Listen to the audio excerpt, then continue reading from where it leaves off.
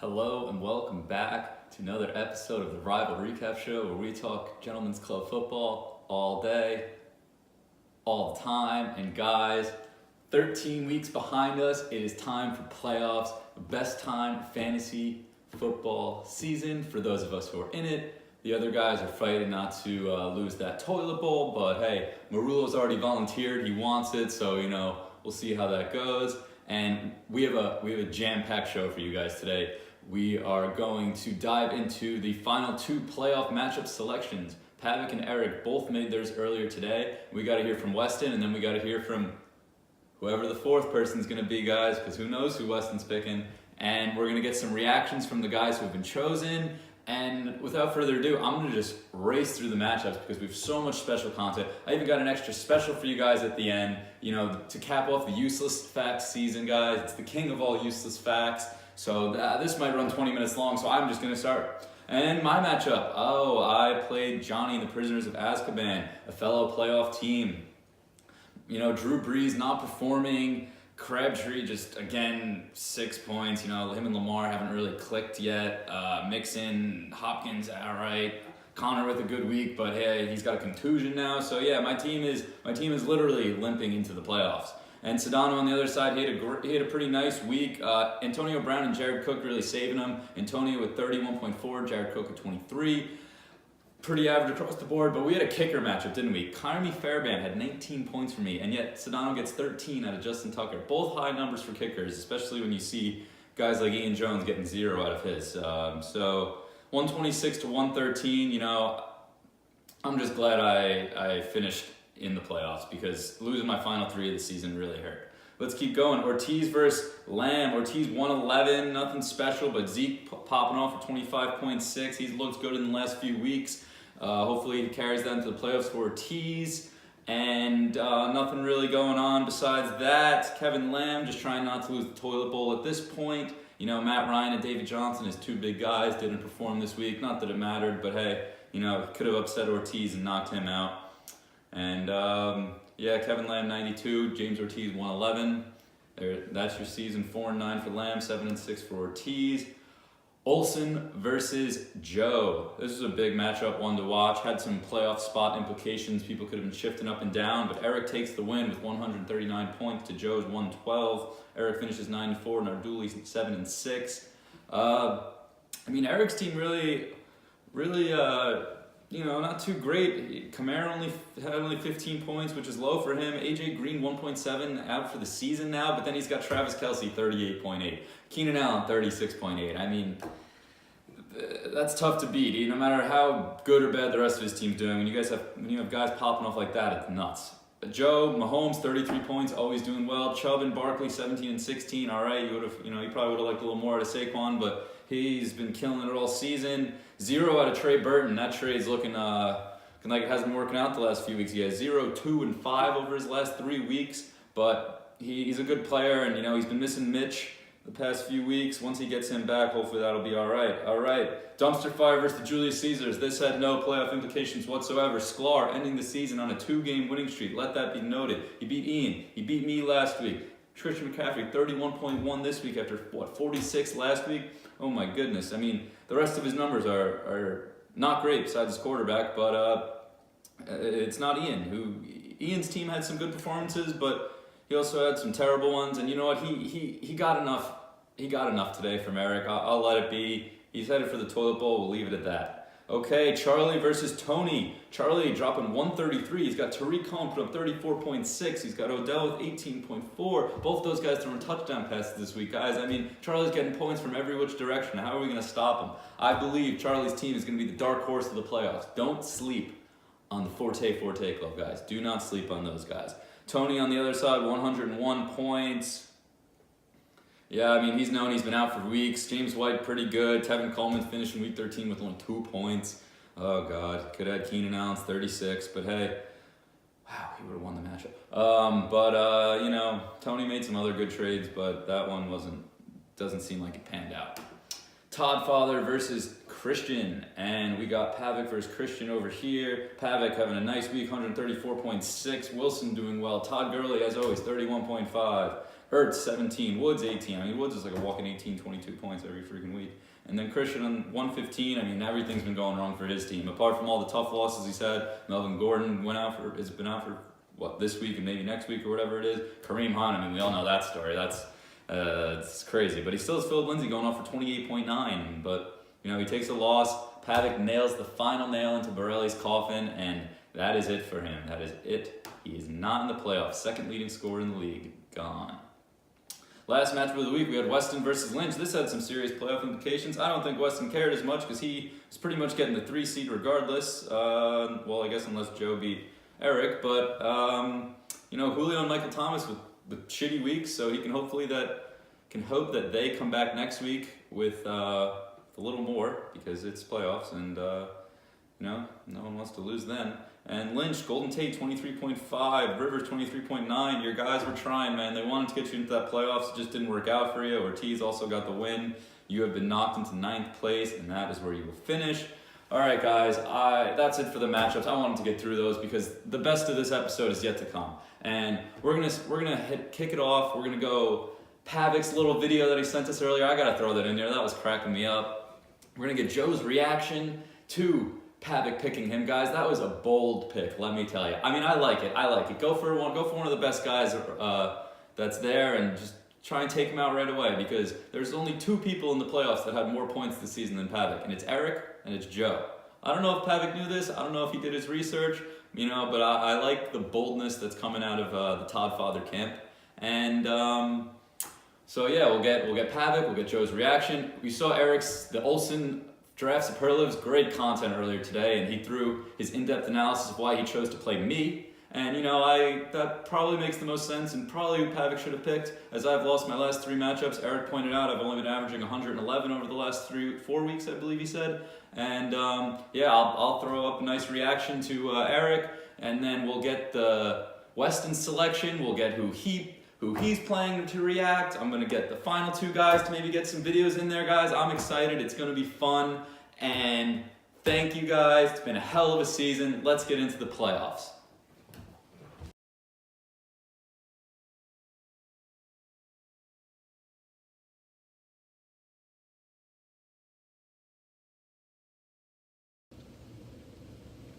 Fellas, what's going on? Coming to you guys live from the West Coast. Pavic, my man. News of the day, Pavic, first selection out of the playoff pool, decides to pick me. And I think it's fair to say, around the league, it was pretty much a shock. Definitely wasn't expecting it. My first initial reaction was, I was pretty pissed off, felt disrespected. But that's kind of been the anthem of my team all year, like coming to the draft, everyone rags on me. Oh, Joe, you're going to take rookies? And look at that, like 3-head beast of a running back. My boy Saquon, Sony, and Chubb lead me to the playoffs. No big deal, whatever. Then night of the draft, we all get the emails of the projected records. NFL.com has me 0-16. Whatever, overcome that. And then, start out 0-4. Big Dick Analytics says, it's pretty much impossible for you to make the playoffs. And well, look where I am now. So yeah, whatever. My team, nobody believes in us. We're going to keep fighting through. I don't really give a fuck.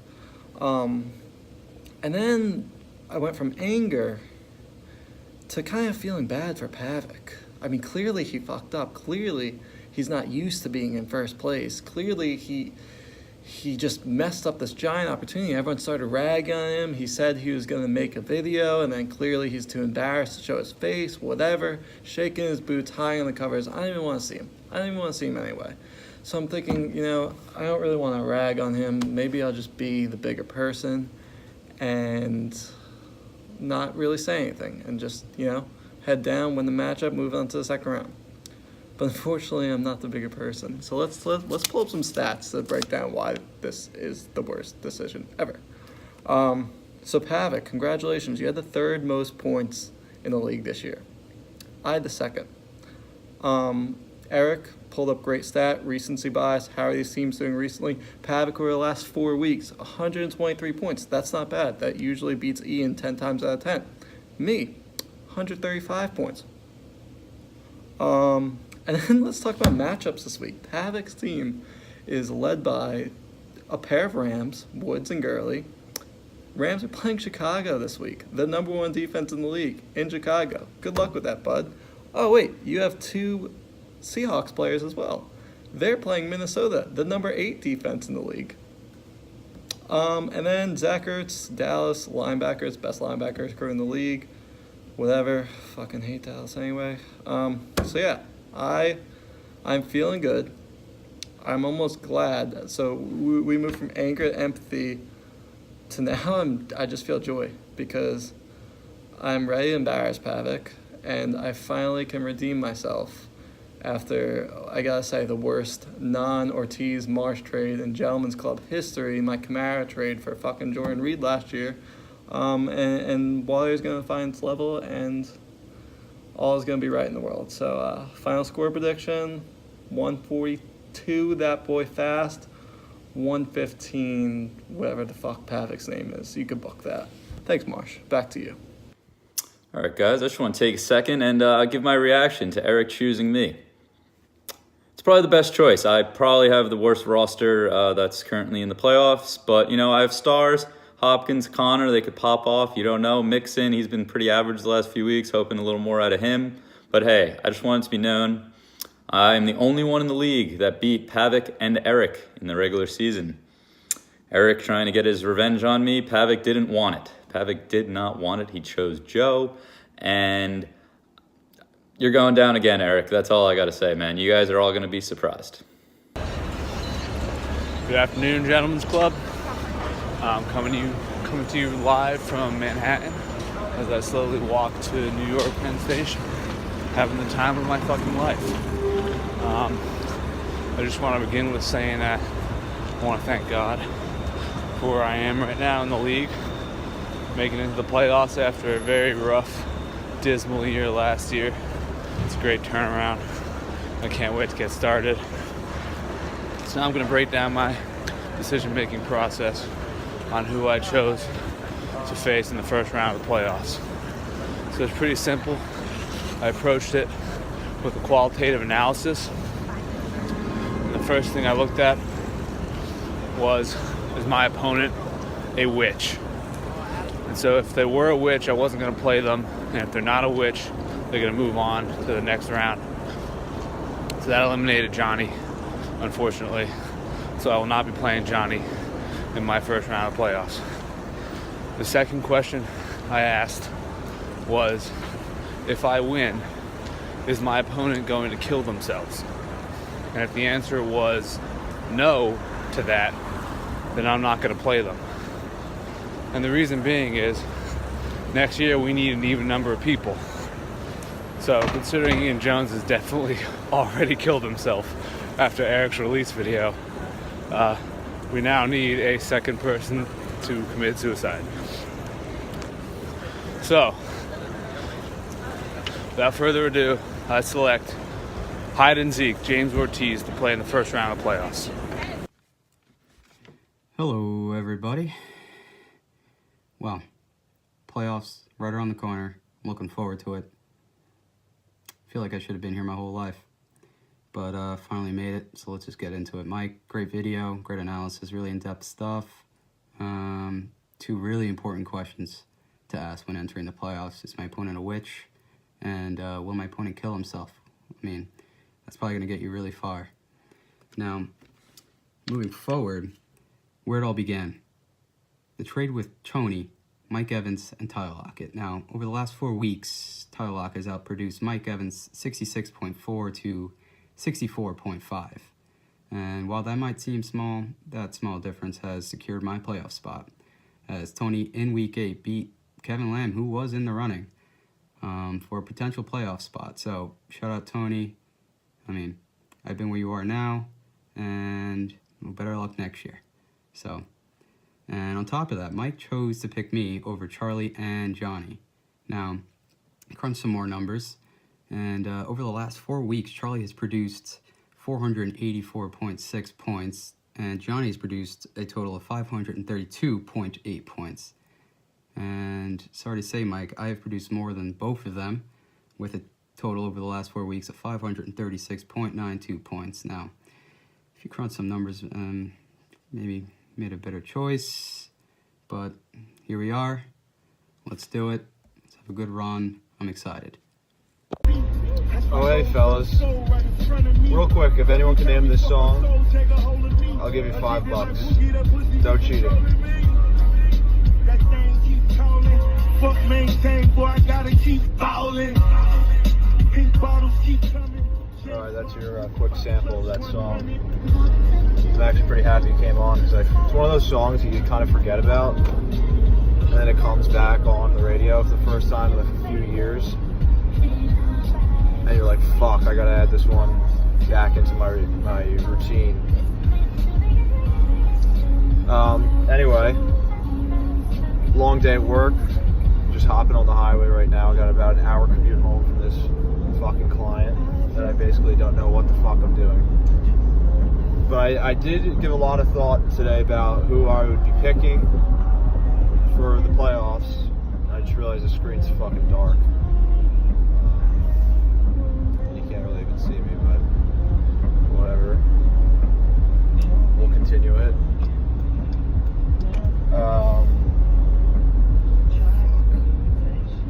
Gonna get an accident. You guys all know I'm probably the second worst driver in this league. Ortiz is the only one who's got me beat. So doing this multitask ordeal right now in traffic is not easy. But yeah, my pick. I thought about it a lot, and I'm happy with my choice. I have a lot of respect for the team that I'm going to be facing. And the name of that team is Forte Club. Which I don't know why it hasn't been changed. I respect that it hasn't been changed, but it's a pretty garbage name. And I hope to end it all for him next week. So looking forward to playing in the playoffs, Charlie. Best of luck. What's up, boys? Charlie here, proud owner of Forte Club. Here to talk a little bit about the selection that was made by none other than John Sedano to take me on in the first round of the playoffs of the Gentlemen's Club. So before we get started, a couple things about Johnny's video. I think we all know or expect Johnny to be one of the larger personalities in this league. Sort of like the Odell Beckham or the Baker Mayfield, or one of those guys of the league when it comes to trash talk, when it comes to calling people out, just when it comes to saying absolutely outrageous things. And his video was none of that. It's kind of a little disappointing. If I was going to get called out by Johnny, I was hoping for a little bit of trash talk and whatnot. Just overall disappointed by Johnny's video. And for his sake, I hope his team doesn't put up a disappointing performance like that this week, because it wouldn't be fun to beat him by 50 or 60 points. Next, he decided to talk about my team name in the video, which, all well and good, team names are kind of irrelevant in fantasy football, but kind of hypocritical coming from Johnny, being that he was the one that earlier this season caused a big stink about how he feels that people shouldn't be able to change their team names, because if they're to win multiple championships, what's going to happen when we have to put their team name on the trophy twice? He definitely got a little bit ahead of himself. He's never been in that position, so kind of crazy to be talking about that. And second of all, he just said my team name was garbage. And that's saying a lot coming from a kid who ripped off his team name from a Harry Potter movie and couldn't even care to spell it right. So yeah, just a couple thoughts on Johnny's video. And now for the matchup. I think we're both really good teams, 8-5. Definitely had a couple disappointing weeks where we didn't put up triple-digit numbers. Also had a couple weeks where we both exploded. Kind of went back and looked for some trends. Kind of couldn't really find anything other than I think we're pretty well evenly matched. Both have only scored under 120 points 4 or 5 times this year, I should say. So definitely teams that are consistently putting up pretty high numbers. So definitely should be a good matchup. That being said, I think the edge that I have over Johnny's team is just kind of the explosiveness of my offense, especially with the receivers I have on my roster. Just Thielen and Beckham, both can put up 40 points any given week. And I'm not sure if Johnny's team has that firepower. He's going to have a lot of guys who put up consistently solid semi-high numbers. But if I get a good week, and by good week I mean 30, 35, 40 points out of Odell or Thielen, I think I'm a force to be reckoned with. So that being said, looking forward to changing my team name to the Winners Club after this week against Johnny, and looking forward to see what the playoffs brings, boys. And that's it, everybody. The selections are in, and wow, are they some good selections. I'm excited for these matchups. We have Matt tomorrow night on Beyond the Buys. Going to break them down for us. Some exciting analysis there. And before we wrap this episode up, guys, Brian, our sideline reporter, has got a few more things he's want to say. Have a great night. Thanks. Hello, I'm Brian, your sideline reporter, giving you useless facts for the Gentlemen's Club League all year long. And while everyone knows who's in, I had to finish off this little masterpiece I put together. I don't have my red marker. Maybe Borelli hit it. Maybe he knew the inevitable, but we got crossed off. Ortiz, Joe, and I should have been on this board because I ended up as the 8th seed. But hey, I don't think there was ever a doubt that I was going to make it some way or another. And thanks, guys. It's been a great season. Okay, as you all know, at midway point through the season, I did an analysis if the schedule did not change, what everyone's record would be. As you can see on the screen, these are the official records of everyone in the league. Nothing useless about it. We all know it. Pavic at the top, Sklar at the bottom. All right, moving over to if the schedule did not change from last year, what the standings would look like. Sedano at the top, 12-1, moves up 3 places. Pavic still 10-3. Eric still 9-4. Their positions change a little bit. Narduli catching 2 more wins, moving up 2 spots. Borelli sitting at 8-5 rather than at 5-8, moving up 5 spots. Weston dropping 8-5 to 7-6, dropping 3 spots. Ortiz still 7-6, still the 7 seed, nothing changed there. Kevin Lamb sneaky 6-7, getting in that 8 seed. Would have made the playoffs, would have been 4 spots higher than he was.